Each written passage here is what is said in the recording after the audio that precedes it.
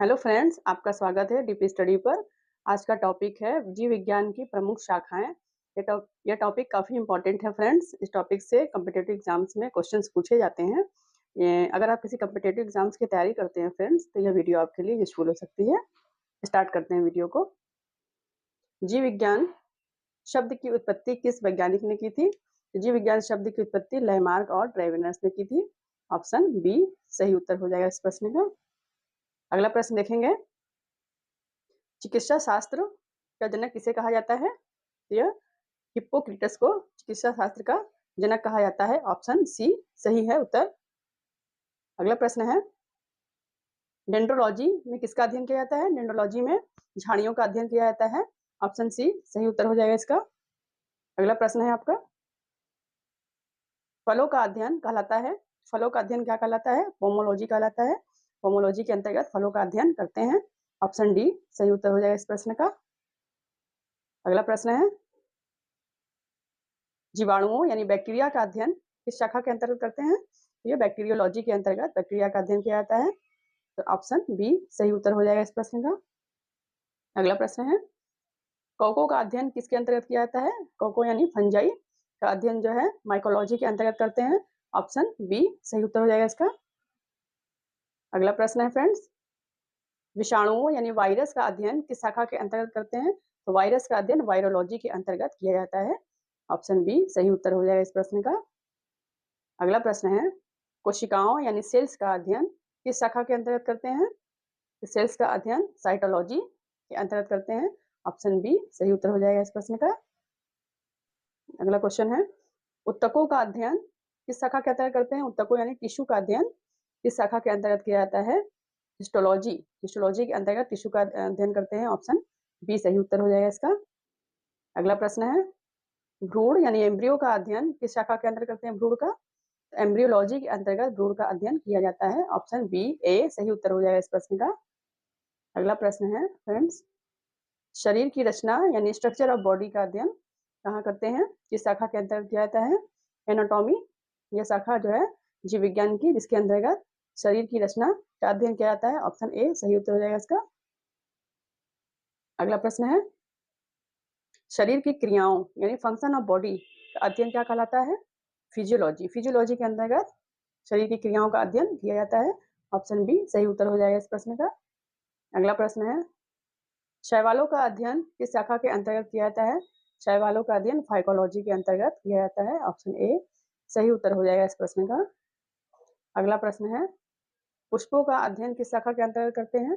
यह एंथोलॉजी के अंतर्गत पुष्पों का अध्ययन किया जाता है। आंसर ए सही उत्तर हो जाएगा इस प्रश्न का। अगला प्रश्न है फ्रेंड्स, वंशानुक्रम हेरिडिटी और परिवर्तनशीलता वेरिएशन, हेरिडिटी और वेरिएशन का अध्ययन किस शाखा के अंतर्गत किया जाता है? यह जेनेटिक्स के अंतर्गत करते हैं। ऑप्शन ए सही उत्तर हो जाएगा इसका। अगला प्रश्न है, जीवों का वर्गीकरण यानी क्लासिफिकेशन ऑफ ऑर्गेनिज्म, जो ऑर्गेनिज्म होते हैं उनका क्लासिफिकेशन जो है किस शाखा के अंतर्गत किया जाता है? यह टेक्सोनॉमी के अंतर्गत करते हैं जीवों का वर्गीकरण। ऑप्शन सी सही उत्तर हो जाएगा इसका। अगला प्रश्न है फ्रेंड्स, जीवाश्मों का अध्ययन यानी फॉसिल्स का अध्ययन किस शाखा के अंतर्गत करते हैं? पैलियंटोलॉजी के अंतर्गत जीवाश्मों का अध्ययन किया जाता है। ऑप्शन ए सही उत्तर हो जाएगा इसका। अगला प्रश्न है फ्रेंड्स, वातावरण और जीवों के पारस्परिक संबंध का अध्ययन किस शाखा के अंतर्गत किया जाता है? तो इकोलॉजी के अंतर्गत जीवों और उससे संबंधित वातावरण का संबंध जो है, जीव और वातावरण के संबंधों का अध्ययन करते हैं इकोलॉजी के अंतर्गत। ऑप्शन ए सही उत्तर हो जाएगा इस प्रश्न का। अगला प्रश्न है, परजीवी यानी पैरासाइट्स का अध्ययन किस शाखा के अंदर करते हैं? तो यह पैरासिटोलॉजी के अंतर्गत परजीवी का अध्ययन करते हैं। ऑप्शन ए सही उत्तर है इस प्रश्न का। अगला प्रश्न है, सिल्वीकल्चर के अंतर्गत किसका अध्ययन किया जाता है? सिल्वीकल्चर के अंतर्गत वनों का विकास का अध्ययन किया जाता है। ऑप्शन बी सही उत्तर हो जाएगा इसका। अगला प्रश्न हो जाएगा, कीटों का अध्ययन क्या कहलाता है? तो कीटों का अध्ययन एंटोमोलॉजी कहलाता है। ऑप्शन ए सही उत्तर हो जाएगा इसका। अगला प्रश्न है फ्रेंड्स, मछलियों का अध्ययन किस शाखा के अंतर्गत किया जाता है? मछलियों का अध्ययन इक्थियोलॉजी के अंतर्गत करते हैं। ऑप्शन बी सही उत्तर हो जाएगा इस प्रश्न का। अगला प्रश्न है फ्रेंड्स, पक्षियों का अध्ययन किस शाखा के अंतर्गत करते हैं?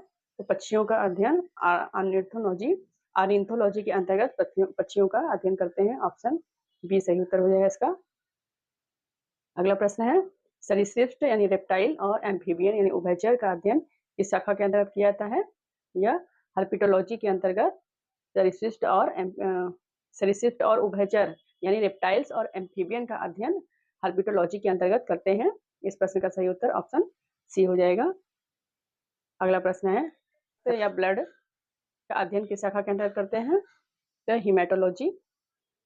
हिमेटोलॉजी के अंतर्गत जो है रक्त का अध्ययन किया जाता है। ऑप्शन ए सही उत्तर हो जाएगा इसका। अगला प्रश्न है फ्रेंड्स, रोगों का अध्ययन इन डिजीज और डिजीज होती है, इसका अध्ययन किसके अंतर्गत किया जाता है? पैथोलॉजी के अंतर्गत डिजीज का अध्ययन करते हैं। Option A. अगला प्रश्न है, हार्मोन्स और अंतःस्रावी ग्रंथियों का अध्ययन किस शाखा के अंतर्गत करते हैं?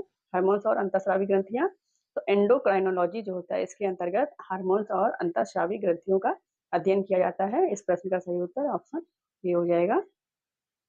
अगला प्रश्न है, मनुष्य के व्यवहार का अध्ययन किस शाखा के अंतर्गत किया जाता है? यह साइकोलॉजी के अंतर्गत किया जाता है मनुष्य के व्यवहार का अध्ययन। ऑप्शन ए सही उत्तर हो जाएगा इसका।